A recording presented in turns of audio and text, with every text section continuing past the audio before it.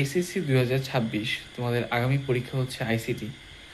তো শেষ মুহূর্তে প্রিপারেশনে তোমরা খুবই ব্যস্ত, কিন্তু আমি বলতে চাই প্রিপারেশন যে নিবা সেটা অবশ্যই সঠিক গাইডলাইন মেনে চলতে হবে।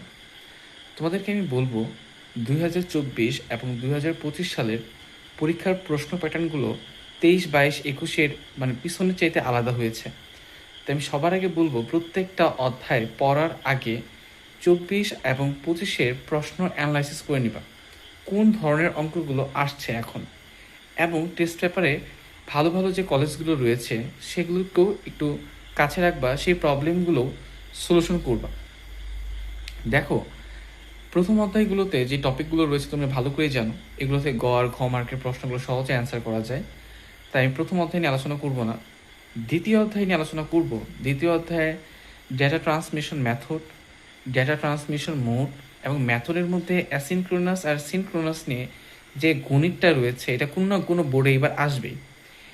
এবং টপোলজি এবং ক্যাবলগুলো ভালো করে পড়ে নিবা, এবং নেটওয়ার্কিং ডিভাইসগুলো। তারপরে হচ্ছে তৃতীয় অধ্যায় থেকে সংখ্যা পদ্ধতি বারবার পড়বা। এখন মাঝে মাঝে যে এন ভিত্তিটা নির্ণয় করতে বলে ওই অঙ্কটা কোনো না কোনো বোর্ডে এবার চলেই আসবে, ঢাকা বোর্ডেও আসতে পারে এবং কি ময়মনসিংহ বোর্ডেও আসতে পারে।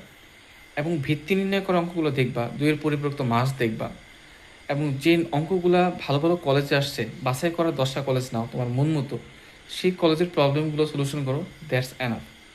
এখন লজিক গেটে যদি আসো, সবার আগে তোমাদেরকে আমি বলবো অ্যাডারটা কমপ্লিট করো। এবার অ্যাডার নিয়ে প্রশ্ন আসার সম্ভাবনা সর্বাধিক। অ্যাডারটা কমপ্লিট হয়ে গেলে তারপর বাস্তবায়ন নিয়ে কাজ করো, ন্যান্ড গেট এবং নর গেট নিয়ে বাস্তবায়নগুলো করো, তাহলে তোমার জন্য অনেক ভালো হবে। এবং বিগত সালের প্রশ্নগুলো সলভ করো, দ্যাটস এনাফ। এইবার খেয়াল করো চতুর্থ অধ্যায়ে যে ওয়েব ডিজাইন রয়েছে, এইচটিএমএল এর টেবিল কনটেক্সটের যে সৃজনশীলগুলো আসে বা বিভিন্ন কলেজগুলোতে আসছে সেগুলো বারবার সলভ করার পাশাপাশি ক্রিটিক্যালগুলো একটু দেখো, কেননা এখন একটু ক্রিটিক্যাল করার সম্ভাবনা রয়েছে। এবং ওয়েবসাইট যে কাঠামো এটা অবশ্যই মাস্ট পড়বা, ওয়েবসাইট কাঠামো আসবে।